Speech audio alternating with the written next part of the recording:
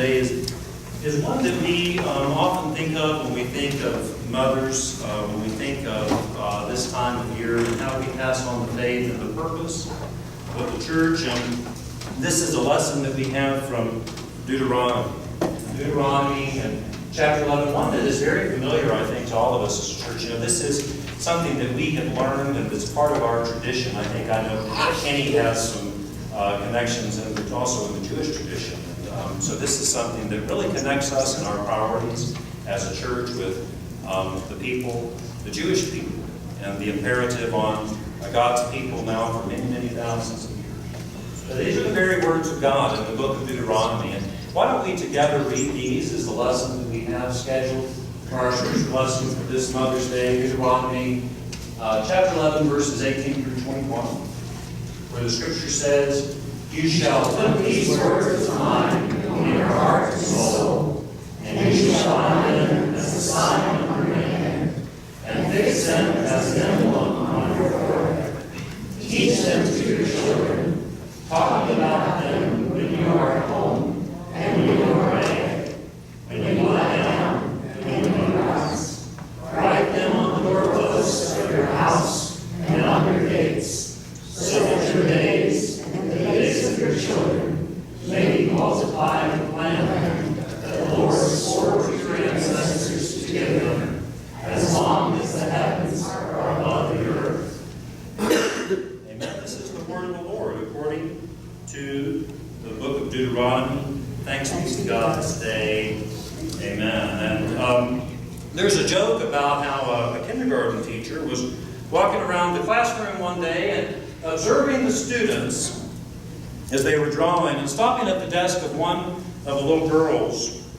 The teacher asked what the little girl was drawing. And the little girl said, "I'm drawing God." And the teacher paused just a second. She didn't want to respond too quickly, and she said, "But no one knows what God looks like." And without even missing a beat, the little girl said, "They will in just a minute." See, that reminds me of the quote by Henry Ford that says, "Whether you think you can or you think you can't, you're right." Right? Because so much of what limits us in this life is right here between our ears. And children just don't have the limits on their imagination that we do as adults. That's something that they're taught. You've got to be carefully taught. And last month we saw the release of the Nation's Report Card. Who saw this story in the news of the Nation's Report Card being... The Nation's Report Card is a test that's administered to 8th graders every 2 years, and this is by an act of Congress. It's congressionally mandated to get these test results to see the state of our education. And the Nation's Report Card revealed that 66% of 8th graders nationwide are not proficient in math, while 64% are not proficient in English. You see, 2/3, 2 out of 3 of our nation's 8th graders are not proficient. So responding to the Nation's Report Card, the U.S. Chamber of Commerce warned about the future implications of a low-skilled workforce, saying the results show there are too few students equipped with the skills they will need to succeed. Businesses of tomorrow will not be able to employ the students of today. Likewise, a recent article in the Wall Street Journal entitled "How to Raise Robot-Proof Children" advises that while there will still be jobs in the future, not many of our children will be ready for them. And you see, we can't fault the teachers. They're doing the best they can, amen? And of course, it's clearly a calling to become a teacher. How many were teachers in this room today? You see, because to become a teacher, you can make a huge difference in somebody's life, but you have to do it. You got to work very hard. You don't get a lot of status. So it's clearly a calling. Right now, my son Ezekiel says he wants to be a teacher. He says he wants to be a math teacher because he's had so many good teachers in his experience in the Denver public school system. And I say, that is as worthy a vocation. I support that. That's as worthy a vocation as what you can find. But you know what? The truth is there's only really so much that a teacher can do. Why?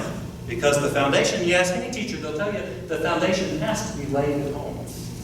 And that gets us to the lesson that we have for today from Deuteronomy 11, where God says, "You shall put these words of mine in your heart and your soul. Teach them to your children," it says. Talking about them when you're home and when you're away, when you lie down and when you rise up. That's why so many people, when they have kids, They say this is the time for us to come back to church. We want our children to have this experience as what we had. And what are the words that we're to teach our children? Well, they're found just a few verses earlier in Deuteronomy where God commands us to what? Love the Lord your God with all your heart and all your mind and all your strength. Remember, that's what Jesus called the greatest commandment. And the second is this: you shall love your neighbor as yourself, Jesus says. There's no greater commandments than these. You see, that's what we're to be teaching to our children. Amen. It's like that simple old-fashioned acrostic that I think a lot of us grew up with, out of the word joy. J-O-Y. Jesus, others, yourself. Right? That's how we are to love. That's the proper order of things. However, Jesus, others, yourself. However, if you look out there in the world, that's not the message that we're getting out there in the world now, is it? For instance, it was just yesterday morning.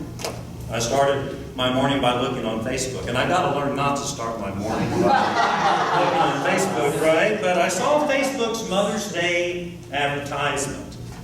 And this is a message probably sent out to tens of millions, if not hundreds of millions of people. And this ad asks the question. It says, what did your mother teach you? And the answer was an attractive young woman saying, my mother taught me to love myself first. And that was it. That was the message. That's their advertisement for Mother's Day. I thought, is this a joke? And so I played it back, and that's exactly what it says. My mother taught me to love myself first. And I thought, that's almost the opposite message that I heard from my mother. And I thought about it. I thought, how did she teach you to love yourself first? I wondered, was she taught this just merely by example, just by her mother's being selfish unintentionally? Or did it mean that she was taught some kind of an active principle of selfishness? To give her the benefit of the doubt, the young woman probably meant to be positive. It's just the exact opposite of what I heard. And in fact, that's the reason that Nikki and I are in church, aren't we? And why Nikki and I trained to be pastors now more than 20 years ago. And that's because we believe in this message of Jesus, others, yourself. This is what we were taught by our parents. This is what we were taught by our church family and by their parents before them. This is our job, to worship God, amen, and then to love one another. You see, this is the message of God in Jesus Christ. And who else but the church is going to pass that message along to the next generations? Because the fact is, a lot of people are not so lucky as to get that message from our mothers. That message of loving God and loving others. Instead, a lot of people hear that message of love yourself first. Like in the Facebook ads, whereas other kids will get the message even that they're unlovable. Or even to hate other people. We're sad to say, but on Mother's Day we recognize that not all of us are so blessed as to have an experience of God and a loving mother. It's like that saying on my Freudian Sips coffee mug.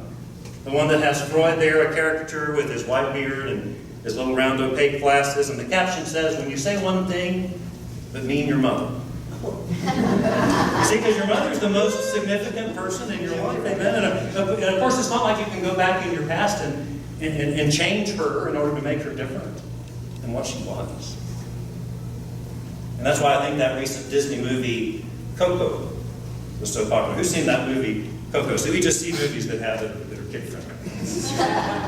But it's based on, you've seen that movie, Coco. It's based on, I would very much recommend it. It's based on the Mexican holiday of the Day of the Dead, and the story follows Miguel, a 12-year-old boy who's accidentally transported to the land of the dead to seek the help of his great-great-grandfather to return him back to the land of the living. And I'm not going to give away the story, don't worry. But what happens is that by going back to the land of the dead, Miguel is able to change the past, so that his great-great-grandmother is no longer so angry with his great-great-grandfather anymore, which then makes all the difference in the way that his family treats him today. And of course, the reason that this happens in a Disney movie is because it's a fantasy, right? You can't change the past. But it touches on some extraordinary points that obviously resonated with a lot of people. The movie won 2 Academy Awards. It won It grossed over $800 million last year. So that means that there's some very human needs that are significant to a lot of people. One point that the movie touched on was how the choice to be bitter over a past hurt can impact a family system for generations. And while you can't change the past, as spiritual author Brene Brown says, you don't have to become the person that hurt you. Did you get that? That's powerful. I'm going to say it again. You don't have to become the person that hurt you. And that applies to anyone. Even your own mother. If she's the one who caused you harm. A friend tells me how whenever she gets frustrated, she hears a voice in her head saying, "Shame on you." And for a long time, my friend tells me she thought this was her own voice. Until she did some work and she realized it was her mother's voice that she carried with her in her head. And more frequently, she hears that voice starting now to come out of the mouth. Almost 40 years old, she's only just now realized how she's done this, albeit unconsciously, all her life. Because it doesn't matter who said it. Your mother, your father, your grandmother. If you're carrying a negative and destructive message in your head, it's only weighing you down. It's only keeping you from being the person that God has called you to be. And so what did your mother teach you? For if you're like me, you were blessed to have a mother who taught you the Word of God. Especially that first and second commandment, to love God and to love your neighbor as yourself. But it could be that, like the mother in the Facebook ad, your mother only taught you to love yourself first. Or not at all. Or whatever message that you might hear now rattling around in your head that might be keeping you from becoming the person that God has called you to be in Jesus Christ. So this Mother's Day, we give thanks to God for mothers, grandmothers and aunts, and sisters and daughters and friends and all the women who have helped us to pass on the message of our faith, teaching us to love God first and to love our neighbors as ourselves. Why? Because they'll know that we're Christians by our love. Isn't that what it's all about? Well, none of us are perfect. And dare I say, not even our sainted mothers are perfect. That's why we give thanks to God and the grace that we know in Jesus Christ. The salvation that redeems us from our sins and allows us day by day to return to the true source of our strength. Not we ourselves, but the grace, power, mercy of God. Thanks be to God this day.